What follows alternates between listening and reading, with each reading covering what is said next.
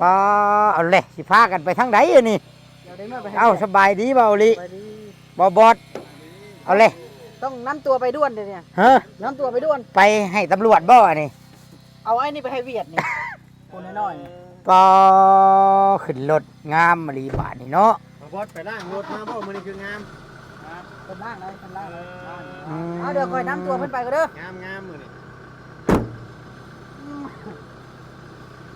ไปโอเค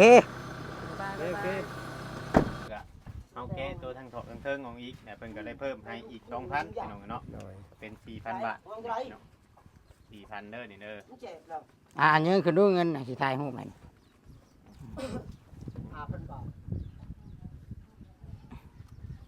พี่น้องเนาะแล้วก็มอบเป็นที่เรียบร้อยเนาะจบงานเนาะจบงานพี่น้องเนาะถ้าว่ามีหยังเพิ่มเติมเข้ามาอีกหรือว่ามีอะไรก็ว่ากันไหมแม่นคือว่าในชุดนี้น่ะคือสำเร็จแล้วพอดีเงินกับเป๊ะพอดีเลยเบิดเลยเงินแบบบ่ได้นั่นโดยเพราะว่าตอนแรกเขาไล่ไม่เจล่าคิดว่าจะนั่นพอดีเขาซื้อมาเพิ่มอีกซื้อเพิ่มอีกซื้อมาเพิ่มอีกแมน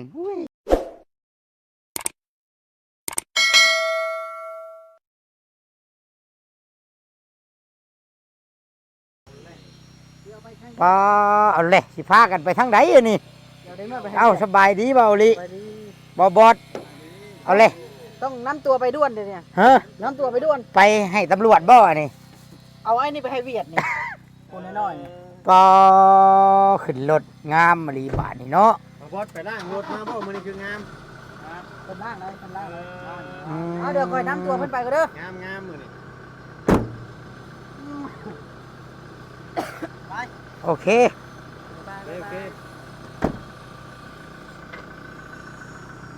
ก็จะพากันไปใช้บ่เวียงฮะไปเลยผม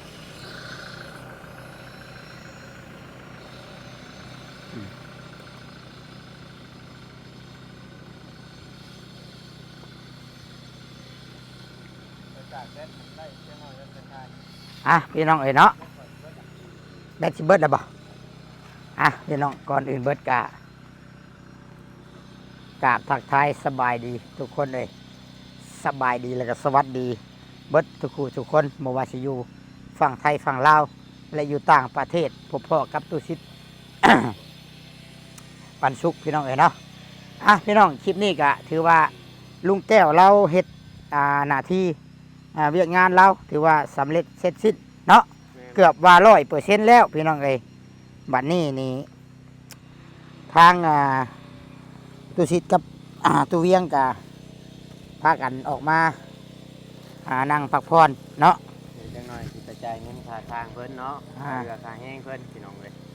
คือกันคือเว้ากันไปก่อนน่ะแต่ว่ายังบ่ได้ติดบานประตูน่ะเพราะว่า2,000บ่ได้นะกับเฮาว่าสิบ่ได้เอาขึ้นเทิงเด้ว่าสิบ่ได้เอาขึ้นเทิงนั่นคิดว่าเฮ็ดครับนั่นได้สิว่าสิยาบัดนี้ได้เฮาติดเอาขึ้นชุดแล้วก็ขันห้องเนาะก็มาใส่บานประตูพอดีเฮาก็ได้เพิ่มให้อีก 2,000 ก็เป็น 4,000 บาทสิให้ลาวนี่บ่แม่น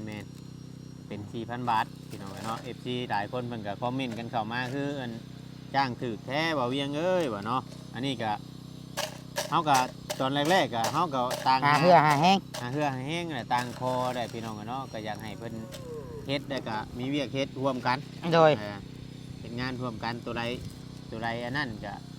ตัวใดมันคอกันได้ก็คอกันไปเนาะคอกันเฮ็ดนั่นแหละเฮาก็แจ้งตามงบทางผู้หลักผู้ใหญ่เพิ่นให้มาคือกันโดยแม่นเพราะว่าผู้ใหญ่เพิ่นให้มาซำนี้เฮาก็ได้ซื้อเครื่องซื้อของกับเงินก็พอดีเบิดเสร็จสิ้นเลยพี่น้องพอดีเป๊ะๆเนาะแม่นพอดีเป๊ะๆเลยบ่ได้เหลือจักจีจักบาทผู้ใหญ่ทางใดบ่เวียงก็เป็นทางเงินของเอ้ยพิมพ์เนาะที่ว่าค่าสร้างนี่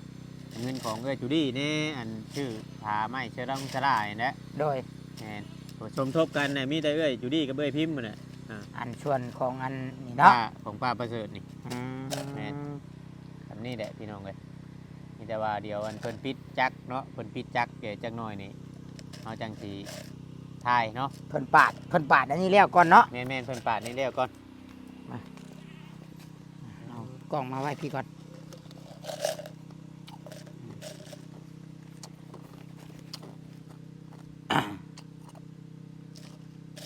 นั่งร่วมกันถ่ากับเบาเวียง ก็ฮ้อน ฮะ ก็ฮ้อนก็กินน้ำแข็งว่ะ ฮ้อนบ่เบาเวียง แม่น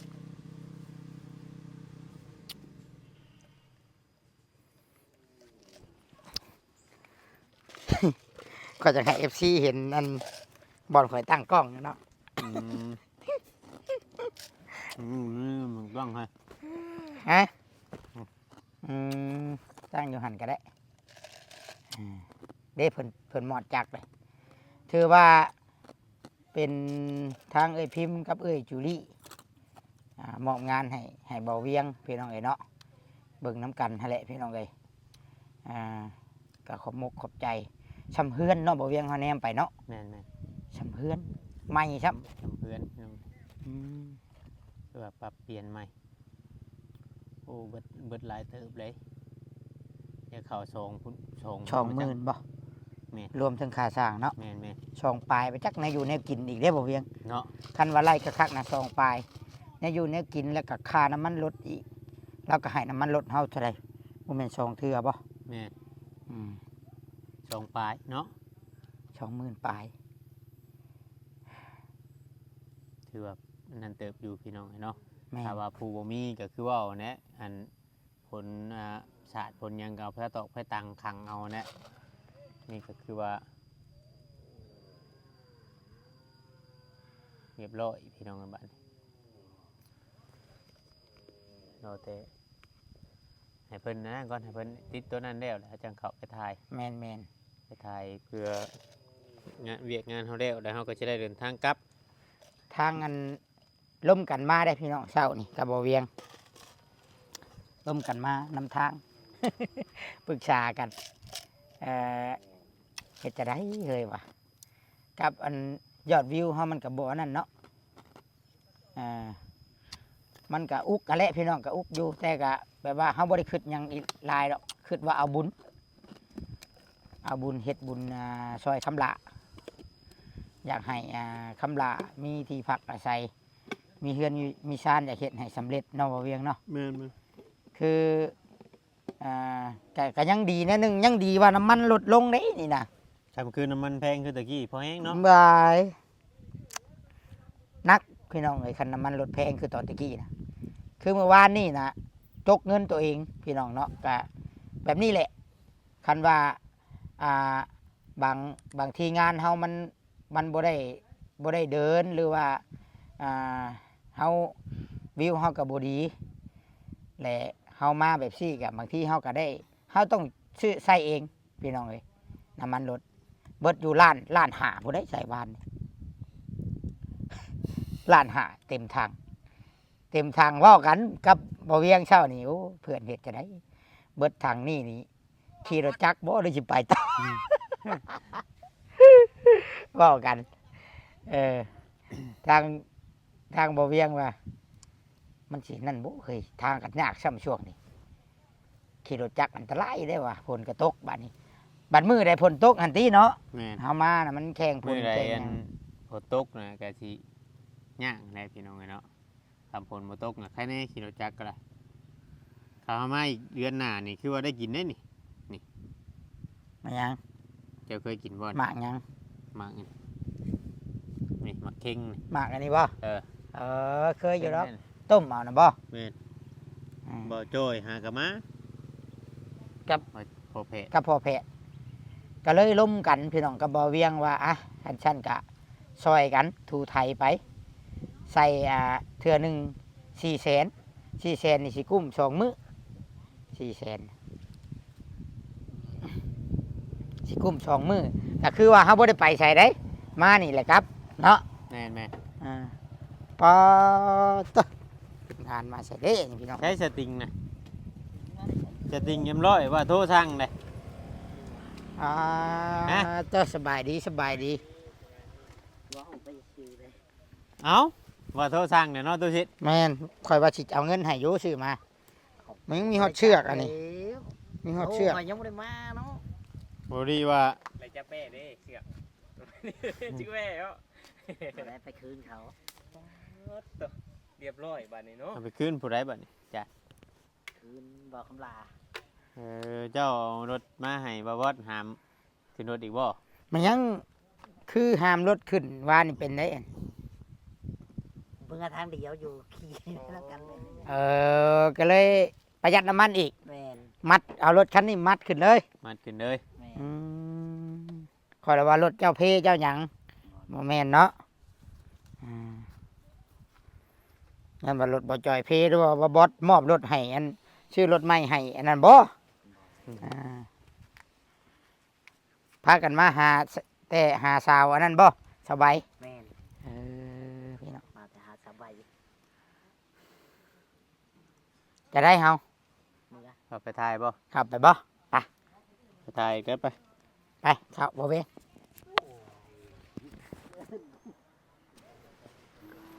ไปทุกคน เดี๋ยวเข้าไปเบิ่งบัดนี้ถือว่าลุงแก้วครับเขาอันลูกเคยแล้วเนาะบ่ส่งก็สิปิดจ็อบปิดงานได้อบัดนี้ปิดงานปิดจ็อบโอ้สบายดีลุงแก้วสบายดี เป็นอะไรลุงปิดจ็อบ แต่ยังบ่ทันเว้ายังบ่ทันแล้วเด้ยังใส่ไม่หม้อก็เจาะอะไรก่อนกำลังคิดมาติดเครื่องอยู่ เอาสิมาติดเครื่องว่านี่นะ ทันเดียวติดเดียวหมดนั่นแหละเครื่อง คือว่าเรียบร้อยว่าฉันเอาเลยทั้งติดทั้งหมดไปพร้อมกัน โดย นี่ ติดเครื่องที่ติดขึ้นเห็ดหยังบัดนี่ ตัดไม่สละ ที่ตัดไม่เชื่อละโอ้โดยเอาเลยลุงเอาเลย ตัดลงเบิ่งเนาะ แมน ลองแล้วย่านแต่บ่มีน้ำมันใช้เนาะ กุ้มอยู่เนาะตุกหน่อย ก็เหมือนกับเรืออะไรว่าถึงเลย เอาเบิ่ง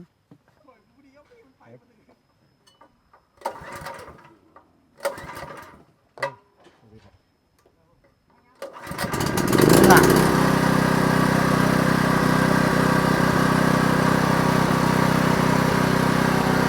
โอ้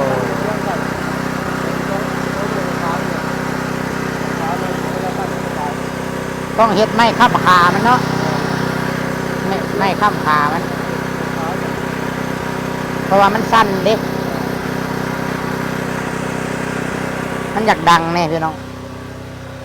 มันดังแน่เนาะเขาต้อง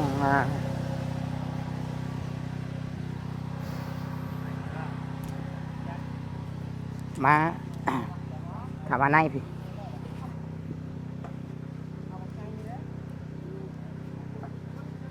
เป็นสีมาเห็ดอยู่พี่แล้วบัดใหญ่ตัวนี้มา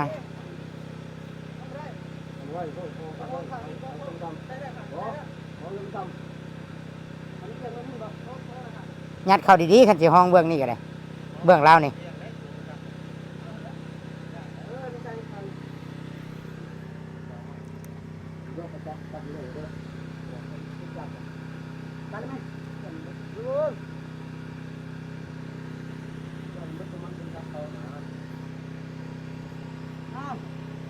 บาดจะหาจุดความบริขายเวทโอ้ส่งเรื่องหมูที่ขายนี่นะครับยังแรกวัน แม่แล้ว นี่แล้วมันจะก้อนเนี่ยไปโอ้นะตัวบางนะใส่โอ้ยไทยเลยแล้วก็ บ่ทันได้จับอีหยังนั่นแหละเจ้าหน่าสิตัดโอ้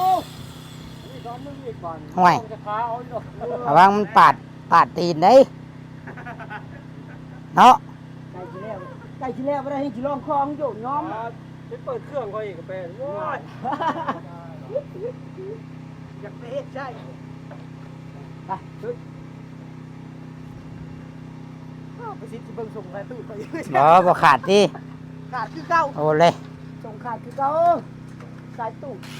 ยังไปนี่โน่นสายตู้ไปแล้วเป็นตู้ก้อนมันจะงาม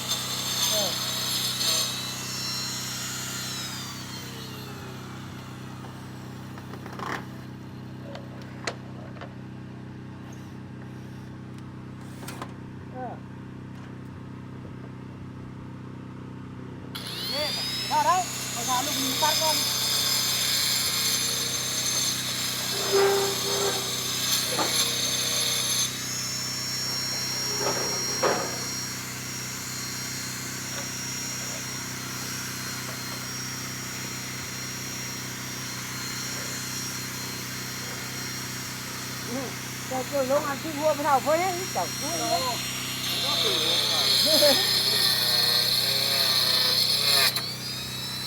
เราก็ไม่เคยว่าเฮ็ดด้วยกันอีกแล้ว ปดเกิดมาถึงหัวพระเฒ่าติ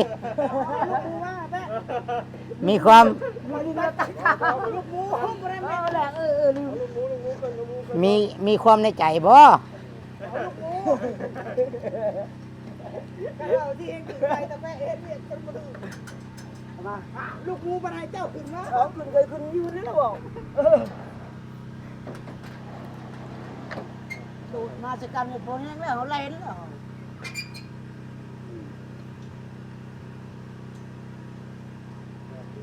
กำอยู่ไหน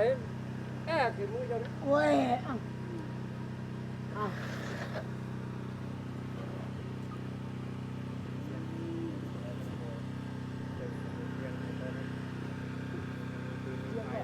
เรียกอะไรกันอะไร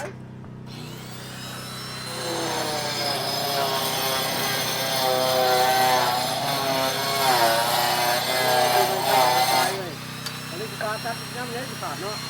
ม่วงโอ้โหแต่ต้องได้ตันนั่นน่ะ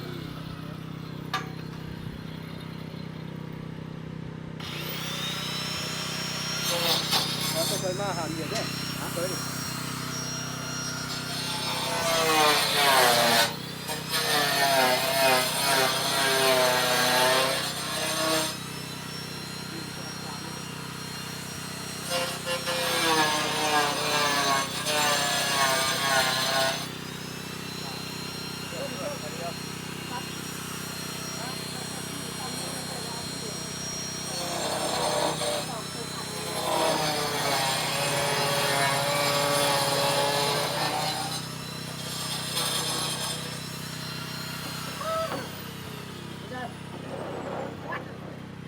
ใจ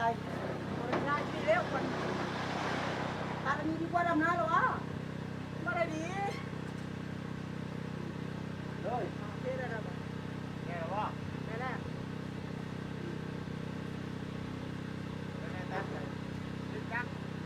เด้อเด้อขับตีมาไปเด้อขับตีมาในที่พักก็ ต่างพิจักตลอด ช่างปิดแล้วเนาะ ขับตีหน้าฮะเอาขับตีมาเนี่ยตีก็ตีก่อน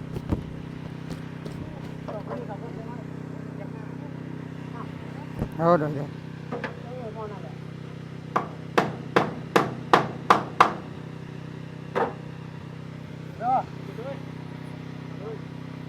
ปีจักตึบลับ เจ้าโบเซตของคนกี่ปุ่นมันเขาขึ้นมันยัง งามเนาะเห็ดข้าวอกลูกอยู่ตาแม่ประเภท ถ่ายผลตกใช่บ่ แม่นั่นน่ะประเภทตะลุกจุ่มน้ำมา ถ่ายผลตกใช่บ่ มันยัง เด้น่ะแพแทน เกิดพอจุกกันเนื้อ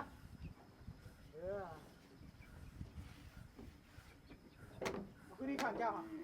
เกิดคือดีพอ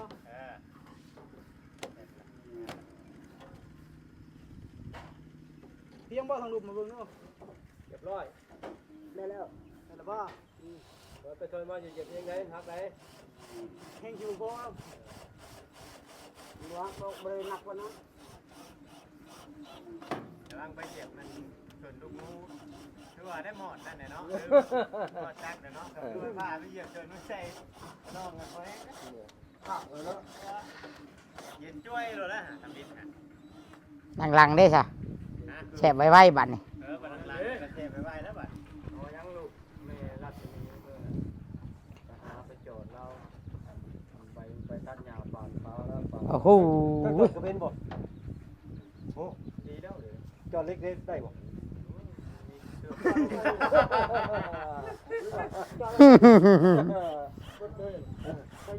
จะจ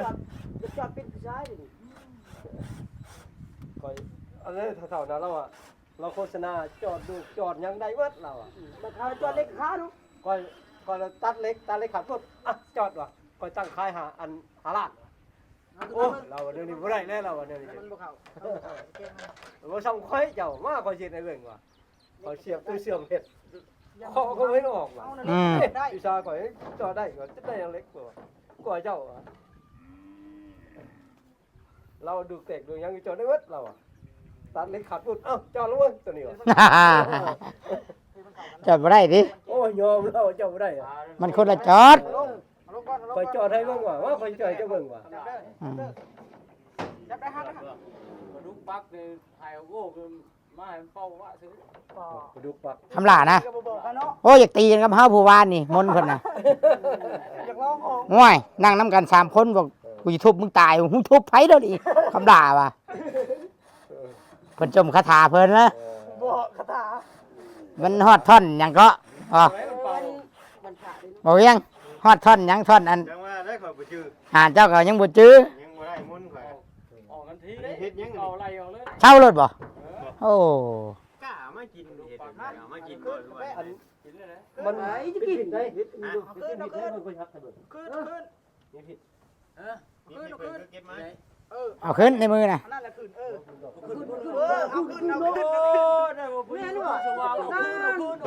ขึ้นขึ้น ภาษาเดียวกันนี่บูกระดาษขึ้น ขึ้นได้บ่ ขึ้น ทางตัวน้อยทางจะบ่เอาได้ เอาทางนั้นดิ ให้เอา ก็ใหญ่นะดิ เอาไปเลี้ยงบ่ เปิดมันเอามาเลี้ยงจะเพิ่ง สิแล้วแหละพี่น้องไอ้ดอก เนี่ยเรากินเลยตัว เอาเถอะ เท่า เท่า เท่า ใช่ ที่ เด้ เราเสียมันน่ะนะ เพิ่นอยาก เนี่ยเราอยากนี่กินต่อนะ กินได้ต่อได้ก็เรียบร้อยเลย โซมือเรียบร้อยเลย ลงเขาห้องแล้ว อ่า กินนั่งต่อ แม่ตู้มันย่างมานั่งน้ำเฮามื้อนั้นนั่นบ่ เออ อ้าวเราคือย่างมานั่นจะ เอา มี เป็นสองมื มื อ อเดียวห่ออยู่เนาะไว้นี่ เป็นสองมือแล้วเราก็ได้เป็นนั่งนับครับ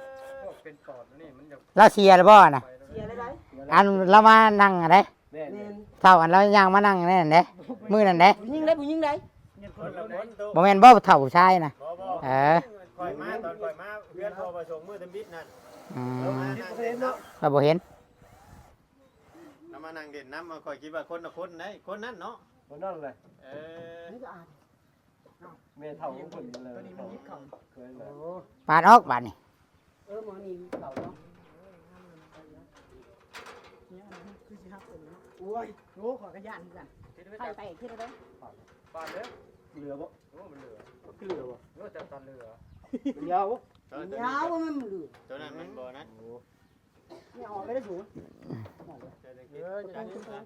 ได้จังติดบัตรเดียวบ่ได้จังไปเกียนติดบัตรเดียวเกียนเลยใส่ตัวนั้นบ่ได้เกียนบ่ เดินก่อนดูก่อน เพราะนั้นเฮายืนตัดอยู่ดุมก็ได้อยู่ได้ตัวนี้ติดบัตรเดียวมันจังนะแต่เกียนบัตรเดียวเลย เอาคนเลยก็ได้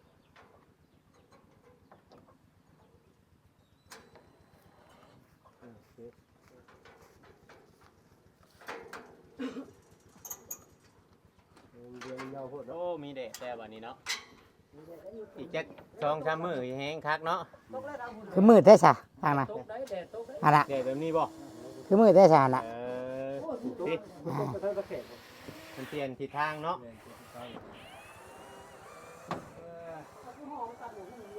เห็นวันที่27ว่า โอ้ดังดีนี่เนาะเพ่เนาะคันพาเขาดงจังไว้ แห้งของมันดุมกันแค่ว่าลอยชื่อแล้วจักคือสิ จังว่านี่เด้ พอคักแล้วเนาะ มาเวียงห้องลงมา เอาบ่เวียงนิบเจ้าก็ได้ นี่เจอลุงแก้วก็แล้ว แล้วเก็บจดเลขให้ปะเอาบอก โอ้ยเลขประชังช่างแปรเอ้ย สักเป็ดถึงเลขเลย แม่น เนาะโอ้ยดี เลขเชื้อบ่ ที่รถกระหัว เจ้ามามือเดียวคือว่าได้เงินเนาะช่างแปร พี่รถคอยเพพี่ เฮ้ได้ ตีมันหัว กินหัว ตีนหัวบ่จอดบ่เปลี่ยนใส่มันบ่ได้ขี้ คือว่าเงินค่าเฮ็ดนี่แหละพี่น้องเนาะค่าเฮ็ดข้าวปลาไม่ชราครับจริงทุกอย่างนี่แหละเนาะ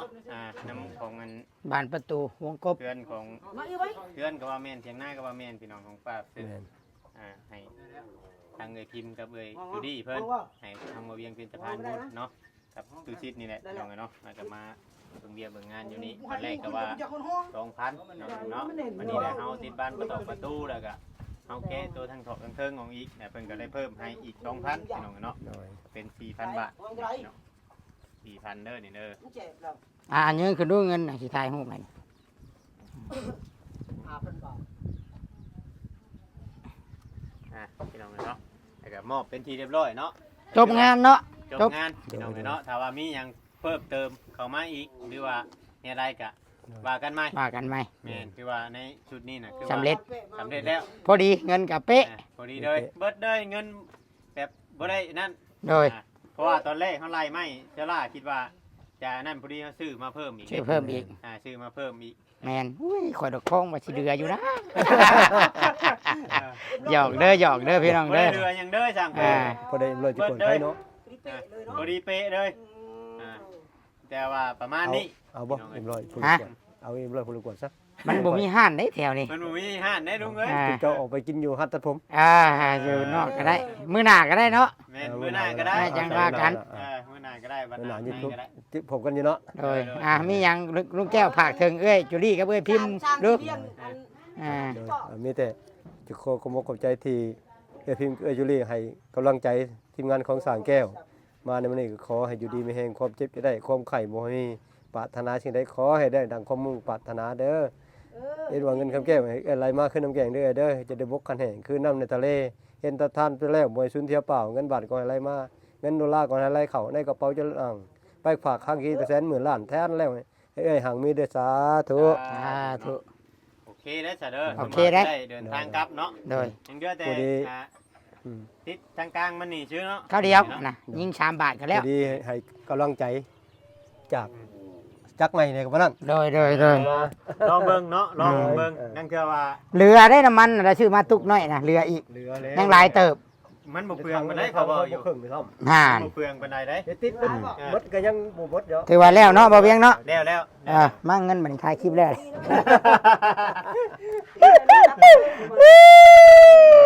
ถือว่า โอเค ถือว่าเบ็ดเบิดอหยังอยู่กลางป่ากลางอย่างนี้ ติดตัวนั้นฉากเบ็ดก็ได้นี่เนาะโทรศัพท์เนาะ ได้ตัวข้าวได้ ได้เบิดนี้เครื่องอันนี้มันกินไผแห้งบ่แห้ง แห่งกลัวโทรศัพท์อีกดิ แม่นตู้เชื่อมตู้หยังเนาะลูก ปัสสะปะไปเมื่อหาชื่อไว้ใช้รถหาไว้ปะ เฮ้ยผมมุกกับใจหลายเด้อลุง ครับขอเด้อลุงแจ้เด้อโดยโอ้ยขอบใจเชิญแซ่บมึงเนี่ยเพิ่นเอิ้นกินตำบักหุ่งอีกแล้วพี่น้องเอ้ยอ้าวพี่น้องเอ้ยเนาะขอบมกขอบใจเด้อเอ้ยจุลี่เอ้ยพิมพ์เนาะถือว่าสำเร็จงานสำเร็จเรียบร้อยบ่มีอุปสรรคอหย่างมีแต่สิ่งดีๆบัดนี้ขอให้บุญคำนำชูเอ้ยจุลี่เอ้ยพิมพ์ขอบมกขอบใจเด้อที่มอบงานให้เฮ็ดอยู่ดีมีแฮงสบายดีทุกคน